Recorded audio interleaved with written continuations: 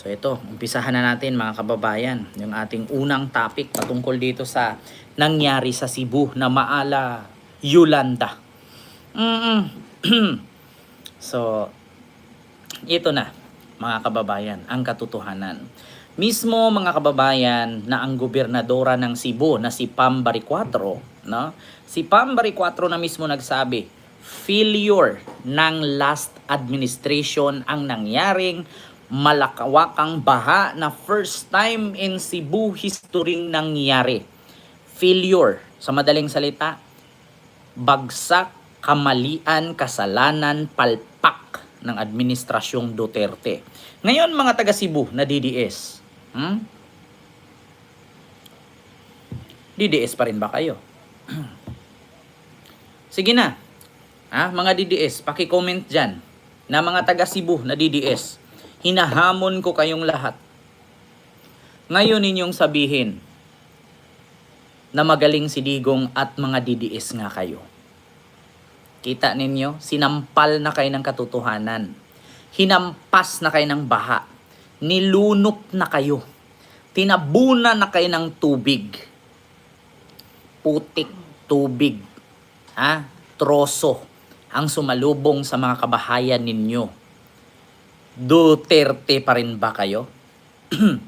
Hindi pa rin ba kayo natatauhan?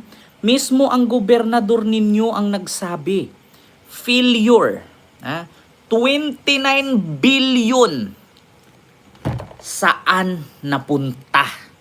Sa administrasyong Duterte nag-umpisa. Failure, pagnanakaw ng flood control, pagbulsa ng DPWH project, binaha kayo, putik, tubig, troso. PTT, putik, tubig, troso, ang bumangga at lumamon sa mga pamamahay ninyo. Utang na loob. 'Di ba? Credit inside sa English. Bulag pa rin ba kayo? Eto na, mga kababayan. Pakinggan po natin mismo ang gobernadora ng Cebu na si Pam Baricuatro nagsabi. 2019 nagsimula. Cebu Governor Baricuatro believes fast administration liable for flood control anomalies. Kita ninyo yan? Ngayon, ito masasabi ito ni Governor Pam Baricuatro. Putang ina mo, Digong. Yan talaga ang masasabi niya. Ewan ko lang kung hindi pa kayo natatauhan, mismo na yung gobernador ninyo ang nagsabi. Ito. Mga kababayan, ito po. Who is responsible? Ito Do you believe that it was the past administration who is responsible? Definitely, Karen. Because I'm just here, just an over 100 days. And by the time I got here, that's when the flood control, the president announced it during his SONA. Remember, that was around July when he was the one who talked about the flood control projects. Diba? So, has it been many years that the past administration, or that the province has been receiving flood control funding? Ilang taon na po?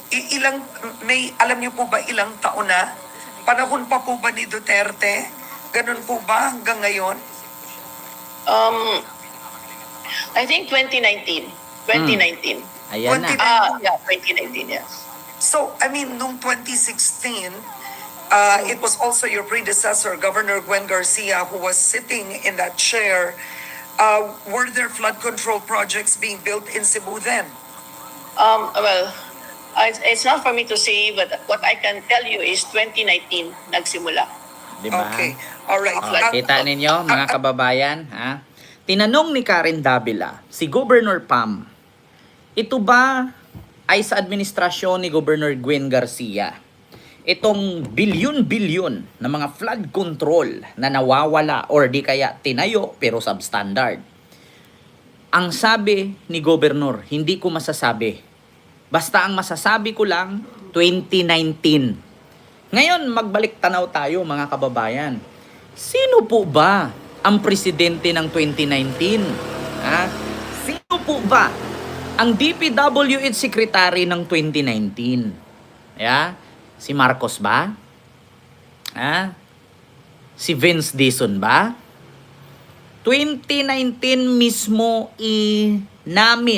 sinabi ng mismo, mga kababayan, gobernadora ng Cebu. Tandaan ninyo, DDS yan.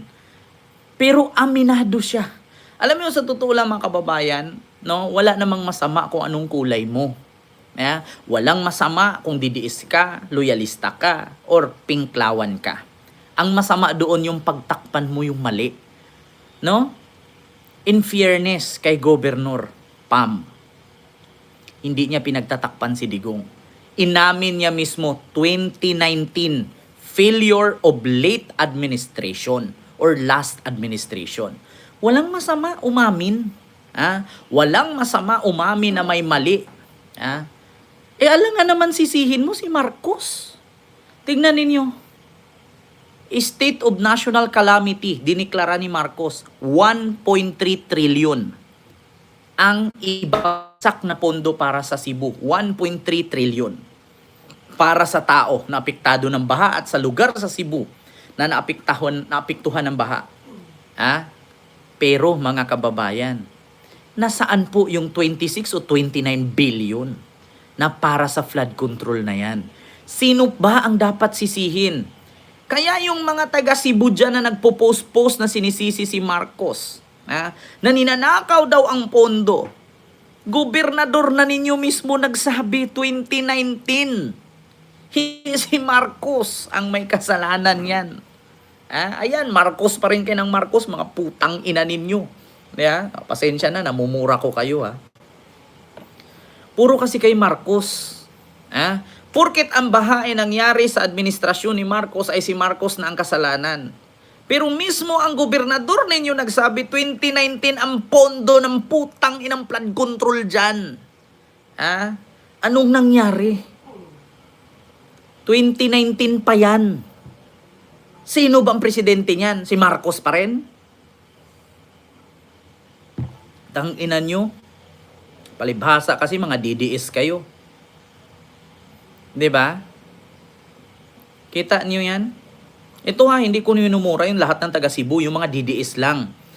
Na binaha sila, nakikita ko napakadami, ang daming mga influencer sa Cebu.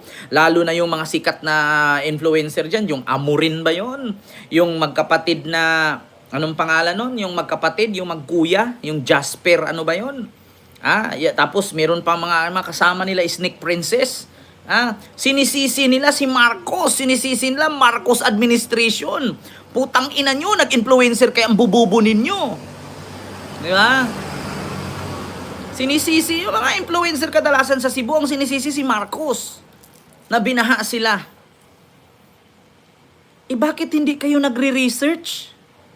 2019 pa yung project ng flood control dyan. Tignan ninyo gobernador na mismo ninyo dyan sa Cebu City ang nagsabi. Ano po ba? 2019 nagsimula ang alleged corruption? Ganun po ba sa flood control? I suppose. Alright. Okay. Now, I'll move Diba? on, I think. Any announcements, Governor? I think this is a good time for, if you want to call on to the government, the private sector, ibahagi nyo na po lahat ng pangangailangan po ninyo ngayon, ma'am.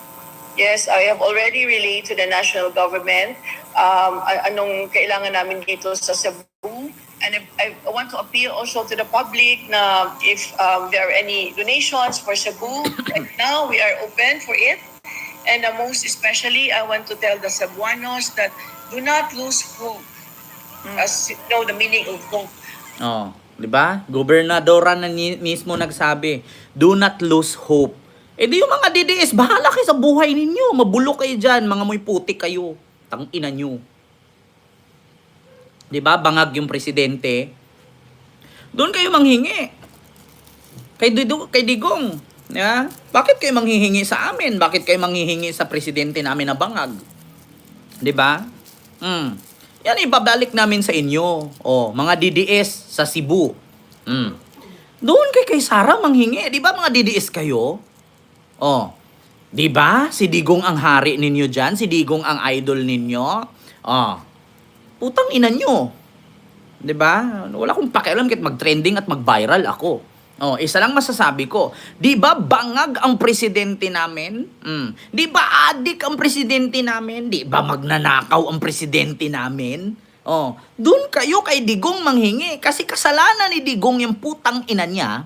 2019 na project, 26 billion saan napunta? Kung hindi niya binutas yung bundok, kinuha yung mga bato na dolomite at nilagay dyan sa Maynila, sa may Manila Bay, hindi sana kayo magdurusa dyan na lumalalim yung lupa niyo dyan, yung bundok ninyo, hindi sana makakalbo. Di ba?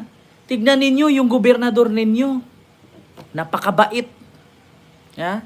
Napakabait ng gobernador ninyo, Bilo. Ang galing ng gobernador ninyo, napakabait.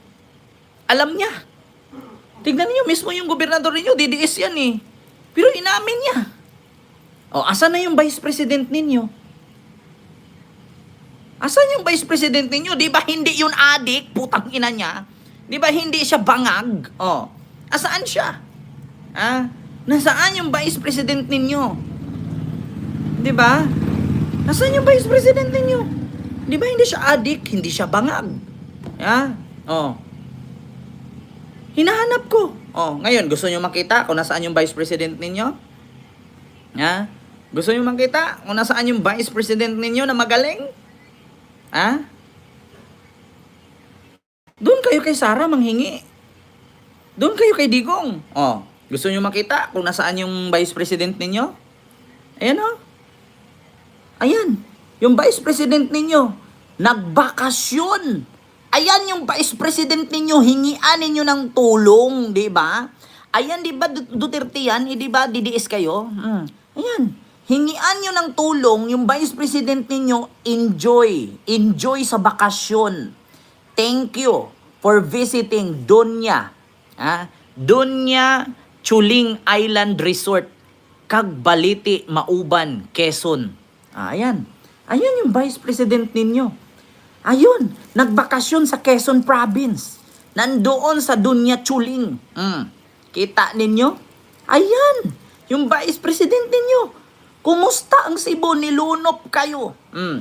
Tinambakan kayo ng putik tubig at troso. Yung vice president ninyo, nagbakasyon sa Quezon Province. Ayan, kita nyo yan? 5 hours ago. Ayan ang magaling ninyong vice president. Di ba DDS kayo? Huwag kayong manghingi kay Marcos. Mga utang na loob, mga putang ina nyo. Pasensya na, mura ko kayo ha. Namura ko kayo dahil sa kabubuhan ninyo. Hindi ko kayo minumura dahil apektado kayo sa baha. Pinagdasal ko pa kayo na sana maligtas kayo. Unang-una, hindi ko pinagdasal ang tao, pinagdasal ko yung mga hayop. Yung mga pusa at aso doon, yung mga biik, yung mga kambing, kalabaw, baka, yun ang concern ako. Pero sa tao, wala akong pake. At sana mabuhay pa kayo dyan. Di ba? Doon kayo kay Digong manghingi. Kasi di ba bangag ang presidente natin? Di ba adik? Weak leader? Doon kayo manghingi. Putang ina nyo. Kita ninyo yung vice president ninyo? Nandun sa Mauban, Quezon Province, nagbakasyon. Samantalang kayo, putik ang nililigo ninyo. Kita ninyo? Hindi ako naaawa sa mga tao doon na nabahaan. Naaawa ako sa mga hayop, aso, pusa, kalabaw, kambing, kabayo, baka, biik. Sa tao, wala. Aawa ka niyan. Diba? Magaling na presidente si Digong Duterte, pamor. Hold on, pains end. Let's not lose hope. Everything happens for a reason, and you never know what tomorrow may bring. Thank you Alright, so much. matanong ko lang po ma'am, for donations, does the province prefer cash? Or if people donate in kind, what do the evacuees, what does the province Kita ninyo? Kita ninyo? Dapat tularan ninyo yung gobernador ninyo Yung gobernador ninyo, hindi niya pinagtakpan. Hindi niya pinagtakpan kung ano ang mali ng nakaraang administrasyon. Inamin niya, 2019, nasaan napunta? Bilyon-bilyong pondo sa flood control. Diba? Kita ninyo? Dapat gayahin ninyo yung gobernador ninyo. Hindi yung puro kayo panisi. Diba? Pasalamat kay Marcos, 1 trillion ang ibinilaan sa inyo. Pero sasabihin nyo pa rin adik bangag. Yeah? O, ito, pakinggan Ito ninyo ang ito. bundok ng Cebu noon. Ngayon, ito na siya. Worst flash flood in Cebu history. Yan ang sabi mismo ng governor ng Cebu. Sa mga nagkalat na larawan, parang nasa disaster movie ang probinsya. Patong-patong ang mga inanod na sasakyan. Pakisawa, nagsilabasan dahil sa baha. 66 ang patay, 26 ang nawawala, at mahigit sa 706,000 na tao ang apektado. Pero teka, bagyo lang ba talaga ang dahilan o kagagawan din to ng mga tao? Ito ang mga itinuturong dahilan ngayon kung bakit nangyari ang pinakamalalang pagbaha sa Ayan, kasaysayan dolomite ng pa. Cebu. Una, andyan daw ang overdevelopment sa bundok, the Monterrasas the Rise issue. Noong 2023, nag-viral ang post ni Atty. Jesus Falsis tungkol sa Monterrasas the Rise, isang condo project sa Ayan. mountainside ng Cebu. Ang kanyang post ay directed Ayan, Slater Yang. Sa mga hindi po nakakaalam, si Slater Yang po ay ang nanalo noon sa PBB. No, sa PBB si Slater Yang, kababayan ko 'yan. Zamboanga del Norte. Siya po ang nagde-develop ng bundok na gagawin niyang bahay. Oh. Sino nag-aprobahan yan? Past administration. Kita ninyo? Saan napunta yung mga kinutkot nilang lupa? Nasa mga dolomite. Kita ninyo? mismo kay Slater Yang, engineer at developer ng nasabing proyekto. May tatlong tanong si Atty. Falsis kay Slater. Una, ilang hectares ng mga puno ang pinuputol para maipatayo ang mga kondos? Pangalawa, kaya daw bang pantayan ng concrete at irrigation system ang kakayahan ng mga ugat ng mga puno na sumipsip ng ulan? Ang pangatlong tanong niya, may environmental impact assessment ba silang maipakita? Marami na kasing residente ang nagre-reklamo na bago daw itinayo ang Monterrasas, hindi pa sila binabaha noon. Pero pagkatapos nito, biglang nagkaroon na ng flash flood sa Guadalupe Heights. Ang dating matabang bundok, naging sementadong slide ng tubig daw. Reason number 2, andyan ang quarrying at dolomite mining. Kung iisipin mo, ang kabundukan ng Cebu ay mayaman sa Ayan, dito na tayo. Oh, itabi natin yung kay Slater Yang. Simula nung itinayo at dinidevelop ni Slater Yang yung pabahay, binaha na daw sila. Nandyan pa ang dolomite quarry mining. Speaking of dolomite, kaninong proyekto po ba ang dolomite? Galing sa Cebu, nilagay sa mga beaches ng Pilipinas. Isa na dyan ang Manila Bay. Kita ninyo? 32 million halaga ng Dolomite Beach sa Manila Bay. Gumanda ba ang Manila Bay? Hindi po. Hindi po gumanda. Mas lalo pong pumangit. Ngayon, sabi ng mga DDS sa Manila, saan ka nakakita? Manila Bay lang may ganyan. So anong nangyari doon sa kinutkutan na bundok? Yan ang number 1 problem ngayon. Gumanda ang Manila Bay. Yes, aminado tayo. Pero yung basura doon din, nag-iipon lahat. Gumanda nga kahit papano. Yung kinuhaan ng dolomite, lumalim. Noong umulan ng malakas ilang taong nakalipas, naipon ang tubig. Noong nabutas ang binutas, nabuhagay, napunta sa taong bayan ng Cebu. Binaha sila ngayon. Kung naalala ninyo, yung nangyari sa Iligan City, nawasak ang bundok dahil din sa ganyan may mina-mina. Bumigay ang bundok na puro putik. Butas. Dumadagungdong papunta sa baba. Ubos lahat. Yung mga village, mga subdivision, nagmistulang ghost town. 'Di ba? Ano nangyari? Sino ang sisihin nyo ngayon? Si Marcos or si Duterte at si Gwen Garcia? Sino ang nagpauso niyang dolomite na yan? Sino ang nagpauso ng putang inang proyekto na yan? Kumanda nga ang Manila, be. Namatay naman ang taga Cebu. Kita nyo yan? Ayan, DDS. Duterte pa rin. Duterte. Sige, Dutertehin mong mukha mo. Mamatay na kayo, Duterte pa rin kayo.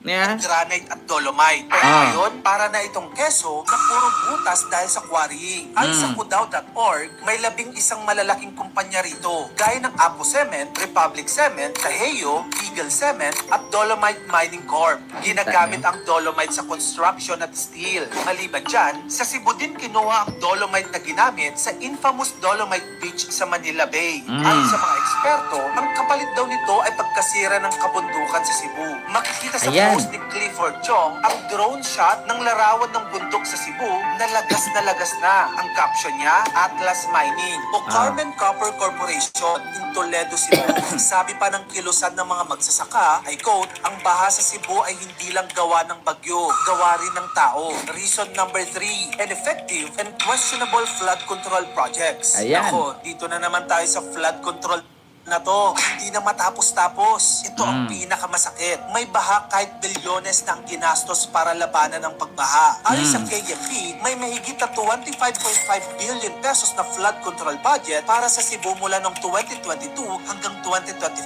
Sa 6th district pa lang, which is sa Lapu-Lapu, Mandaue, Consolacion at Cordova, may 7.3 billion pesos na proyekto ang flood control. At sa Cebu City mismo, 3.8 billion pesos ang nagastos nila sa 3 taon. Pero ang tanong, nasaan ang resulta ng bilyong-bilyong pisong flood control projects na ito? Reason number 4, nature's payback plus climate change. Siyempre, hindi rin natin maalis ang epekto Ayan ng yung climate sinasabi. Nature payback and climate change. Ayan na. Sige, mabuhay kayong marangya. Maganda yung tirahan ninyo, di ba? Nasa bundok kayo. Mountain view. Kalbo ang bundok. Noong bumalik na ang kalikasan, bilyon-bilyon, 26 billion ang pondo. Kanino napunta? Kay Marcos? Si Marcos ba ang local government dyan? Kung 2022 to 2025, baka naman. Kung 2019 to 2022, baka naman, sino po ba? Yan ang sinasabi natin. Nature payback and global warming. Ayan na. Sabi ng Pag-asa, ang ulan ni Tino ay katumbas ng 1 buwan at kalahati ng ulan sa 1 araw lang. Sisira na ang watershed at barado pa ang drainage, matik yan. Instant swimming pool ang buong lungsod. So yun na nga mga kamagkano, ang baha ay hindi lang problema ng ulan. Problema din yan ng taong wala. Diba? Ma'am Ilocana di ay inpulan. Big love shoutout ma'am at maraming salamat po. Kita ninyo, isa lang masasabi ko. Hindi po ulan ang gumagawa ng problema. Tao po ang gumagawa ng problema. Hindi po ang problema gumagawa ng ulan. Inulan kayo. Ayon sa Pag-asa, ang lakas ng ulan ni Bagyong Tino. 1 araw, 1 buwan ang dami. 'Di ba? Anong nangyari? Sa butas ng bundok, sa sira na bundok.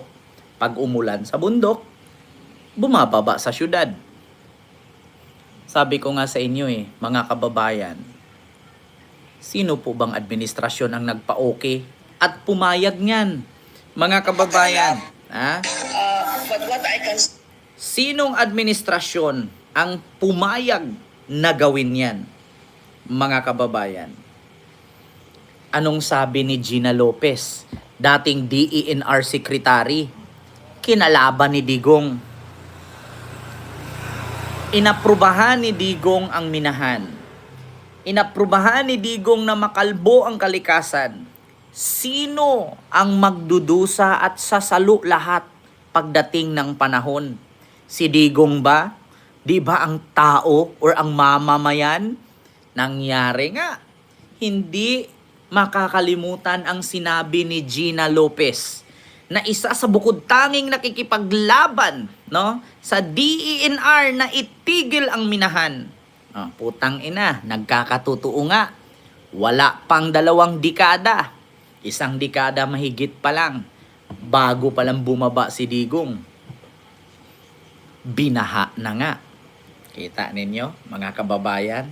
Ngayon, ang tanong, DDS ka pa rin ba? Sa nangyaring bagyo, baha sa Cebu, DDS ka pa rin ba? Yun lang. Yun lang, wala ng puno. Wala ng mga humaharang. Bakit? Ginawa ng minahan, ginawang concrete, ginagawang bahay, ginagawang beach, ginagawang simento. Sinong nakikinabang? Gobyerno. After all of the sudden, taong bayan pa rin nagsasuffer. Tapos sisigaw ka, do ne, tang ina mo. 'Di ba? So yun na nga. Safe si Digong. Masarap ang buhay. 'Di ba? Safe. Nakakulong. Safe. Nagbabayad ng abogado, 150 million a month. Kayo. Nasa laya nga kayo, nauna pa kayo sa kanya. 'Di ba? Yun yung katotohanan. Speaking, mga kababayan of Digong, 'di ba? Kadalasan natin maririnig sa mga DDS, baluarte ni Digong ang Davao. Speaking of Davao, Davao Region,